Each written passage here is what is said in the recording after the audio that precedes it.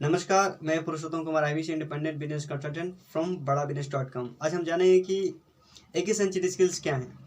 21वीं century skills is the new gold. This is a golden statement. और ये काफ़ी महत्वपूर्ण है कि 21वीं सेंचुरी स्किल्स क्या हैं, इसको हमें जानना चाहिए।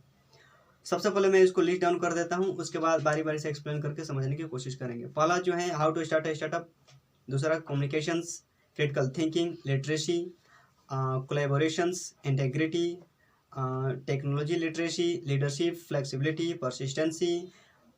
उसके बाद हैं productivity, efficiency, planning, networking, innovations. ये सारे स्किल्स हैं और ये हमें डेवलप करना चाहिए। ये पार्ट 1 है। पहला क्या था हमारा, how to start a startup.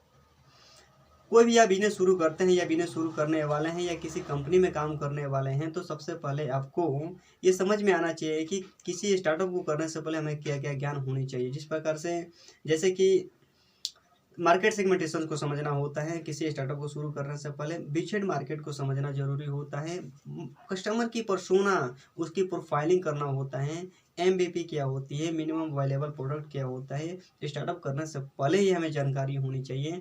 नहीं तो क्या होता है, एक डेटा ये बताता है कि 95% भारत में स्टार्टअप फेल हो जाते हैं 5 सालों के अंदर अंदर। क्यों? क्योंकि उनके पास स्टार्टअप का नॉलेज नहीं होता है। इसलिए हमारे पास ये नॉलेज, एक क्रिटिकल नॉलेज और ये हमारी स्किल्स हमारे अंदर होना चाहिए ताकि हमारा बिजनेस फेल ना हो। दूसरा है कम्युनिकेशंस। कम्युनिकेशंस एक ऐसा स्किल्स है, अगर कम्युनिकेट अच्छे से हम नहीं कर पाते हैं तो हम करेक्टर नहीं हो पाते। कनेक्टर नहीं हो पाएंगे तो हम एक दूसरे से हम अपना नेटवर्क बना ही नहीं सकते। इसलिए ये स्किल्स को हमें सीखना चाहिए। दूसरा है हमारा, तीसरा है क्रिटिकल थिंकिंग। हमारी थिंकिंग जो होना चाहिए क्रिटिकल होना चाहिए, लॉजिकल होना चाहिए, क्योंकि कोई भी काम करे तो एक लॉजिक के आधार पर काम करे। इसलिए हमें अपने थिंकिंगों को पूरी तरह से क्रिटिकल थिंकिंग करना चाहिए। बार बार उस पर हमें ध्यान देना चाहिए कि हम जो कर रहे हैं, क्या कर रहे हैं, क्यों कर रहे हैं। इस प्रकार से हम थिंकिंग करके अपने काम को करना चाहिए। तीसरा क्या है, चौथा क्या है, इंटेग्रिटी।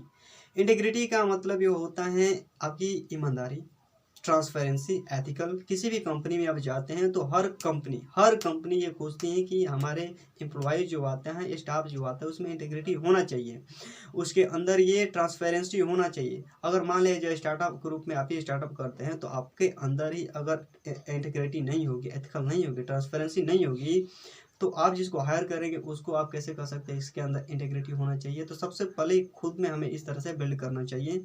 ये स्किल्स हैं जिसको हमें बिल्ड करना चाहिए। उसके बाद आता है कोलैबोरेशन। कोलैबोरेशंस क्या होता है, एक दूसरे से मिल करके अपने काम को निकलवा लेने की आपके पास स्किल्स होना चाहिए। उसके बाद है टेक्नोलॉजी लिटरेसी। नई जो मॉडर्न युग जो चल रहा है उसके साथ ही आपको ये पता होना चाहिए कि टेक्नोलॉजी क्या होती है। टेक्नोलॉजी का आपको छोटा छोटा तो ज्ञान तो होना ही चाहिए और उसमें हमें जानने की कोशिश करना चाहिए। ये अपडेट होना काफ़ी ज़रूरी है, क्योंकि टेक्नोलॉजी पर सारा कुछ चल रहा है। ये आप बात मानते हैं और मानेंगे भी, स्वीकार करेंगे। उसके बाद आता है लीडरशिप। लीडरशिप जो होता है, एक पर्सनल लीडरशिप होता है और एक पोजिशनल लीडरशिप होता है। पोजिशनल का मतलब कोई आप किसी न किसी पद पर आप जाएंगे तो आपकी पोजिशनल हो गया, जहाँ से आप कोई भी कार्य करते हैं। उन सारे पोजिशनल पावर को हेड करने के लिए आपके पास पर्सनल पावर को सबसे पहले बनाना चाहिए कि अगर खुद पर हम कंट्रोल नहीं करते, अपने इंद्रियों को कंट्रोल नहीं कर पाते हैं, तो क्या होगा, हमारे पोजिशनल पावर को भी हेड नहीं कर पाएंगे और हमारा लीडरशिप मजबूत नहीं हो पाएगा। अगर बिजनेस शुरू करना चाहते हैं तो लीडरशिप गुण और क्वालिटी हमें बिल्ड करना ही चाहिए। ये 21वीं सेंचुरी स्किल्स का एक ये पार्ट है। उसके बाद आती है फ्लेक्सिबिलिटी। आप नए नए कामों में नए नए स्किल्स आती है, हमारी फ्लेक्सिबिलिटी होना चाहिए। यहाँ फ्लेक्सिबिलिटी होना चाहिए कि हम कोई भी काम करने में ढल जाएं। इस प्रकार से हमारे अंदर ये स्किल्स होना चाहिए। उसके बाद है परसिस्टेंसी। परसिस्टेंस लगातार किसी काम को करने की हमारी हैबिट होना चाहिए, आदत होना चाहिए। हमारी एक प्रकार से रीडिंग हैबिट इस तरह से होना चाहिए। वारन बुफे हैं, बिल गेट्स हैं, बड़े बड़े करोड़पति का नाम ले लो तो देखें कि पढ़ पढ़ के करोड़पति हुए हैं। हम लोगों को भी ज़्यादा से ज़्यादा रीडिंग हैबिट पर ध्यान देना चाहिए, अपने लर्निंग पर ध्यान देना चाहिए, क्योंकि इस पर किए गए इन्वेस्ट जो होता है वही सबसे बड़ी हमें रिटर्न देता है। तो हमें अपनी लर्निंग पर इन्वेस्ट करना चाहिए।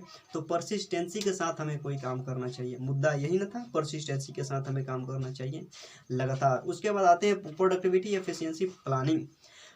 सारा आप जानते हैं, आपके पास स्किल्स भी भरपूर है, लेकिन प्रोडक्टिविटी के साथ आप काम नहीं करते हैं। ऊर्जावान होकर आप काम नहीं करते हैं तो फ़ायदा नहीं होगा। किसी भी कंपनी में जाए तो आपके अंदर प्रोडक्टिविटी भी खोजती है वो, किस बंदे में प्रोडक्टिविटी है या नहीं है, सारा स्किल्स जानता है, पर इसमें ये ऊर्जा की सर काम नहीं करता है, एक ऊर्जावान व्यक्ति नहीं दिख रहा है, तो काफ़ी पीछे हो जाना पड़ेगा। इसलिए हमारे अंदर प्रोडक्टिविटी होना चाहिए और ऊर्जावान होकर हमें काम करना चाहिए। थके हुए हैं पर थके हुए महसूस नहीं हो देना चाहिए दूसरे के सामने। ये हुआ हमें आगे बढ़ने की एक लालसा जिसको बोल सकते हैं। उसके बाद आती है नेटवर्किंग। नेटवर्किंग करना चाहिए। नेटवर्किंग का मतलब ये हो गया लोगों से जुड़ना, लोगों से जुड़ते रहना चाहिए अपने आप को आगे बढ़ाने के लिए, अपने बिजनेस को ग्रो करने के लिए। लास्ट आता है इनोवेशंस। इनोवेशंस पर अगर मैं बोलूँ तो यहाँ माइंड को इनोवेशंस ड्रिवन हमें बनाना चाहिए। नए नए टेक्नोलॉजी आ रही है, नए नए स्किल्स आ रहे हैं, तो अपने माइंड को इस तरह से बनाना है कि हमारे माइंड को इनोवेट करते चले जाना है और नए नए स्किल्स में हमें खुद को इन्वॉल्व करते चले जाना है और इसी स्किल्स को हमें खुद प्रैक्टिस करना चाहिए और अपने आप में बिल्ड करना चाहिए। ये आने वाला समय यही कहता है। So technology and digital this is a future. So हमें बिल्ड करना चाहिए। इसके लिए आपने इस वीडियो को अंत तक देखा, इसके लिए आपका बहुत बहुत धन्यवाद।